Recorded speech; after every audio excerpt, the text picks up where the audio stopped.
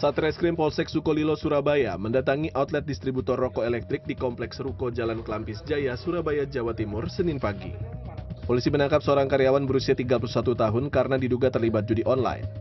Kapolsek Sukolilo Kompol Imade Patra Negara mengatakan karyawan ini menggelapkan uang tempatnya bekerja hingga lebih dari 100 juta rupiah.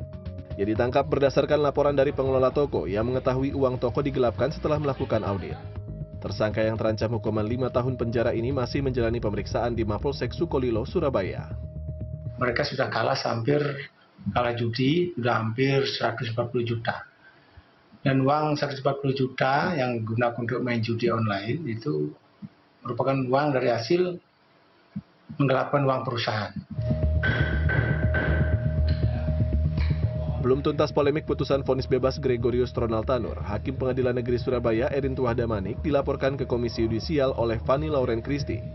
Damanik dilaporkan bersama dua hakim anggota Sutrisno dan Juwanto. Pelaporan ini dilakukan karena Damanik dianggap tidak adil dalam memimpin sidang dalam perkara penundaan kewajiban pembayaran utang atau PKPU yang menjerat mantan Putri Indonesia Persahabatan 2002 itu. Hakim Erintuah Damanik dianggap berat sebelah karena selalu memotong eksepsi yang disampaikannya dalam persidangan. Ini kan hitungannya unit. Kenapa saya dibebankan untuk karena permohonan itu dikabulkan? Saya yang harus membayar unit itu. Sama saja saya membeli unit itu. Satu lagi, kenapa unit belum laku tapi saya sudah dikatakan saya berhutang. Fanny Lauren Christie, mantan Putri Indonesia Persahabatan 2002 sekaligus Dirut PT Indo Bali Jaya ini menghadapi perkara PKPU setelah menjalin kerjasama bisnis properti apartemen bersama 3 warga negara asing. Namun terjadi pecah kongsi ketika pandemi COVID-19.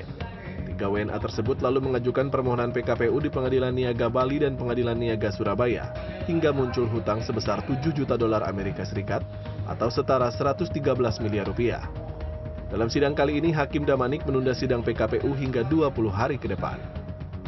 Dugaan kita sebagai kuasa dari kreditur, kenapa majelis hakim mempertimbangkan masih memberi kesempatan kepada para debitur untuk memperbaiki. Bahkan sudah saya jelaskan, ini tidak menemui titik tengah gitu loh. Karena debitur ini tidak mengakui nilai utangnya, bagaimana mungkin mau perbaiki mau 20 hari pun 30 hari. Kasus yang menjerat Fanny Lauren Christie ini dipimpin oleh Erintuah Damanik, hakim yang membebaskan terdakwa pembunuhan Ronald Tanur. Tim Liputan CNN Indonesia.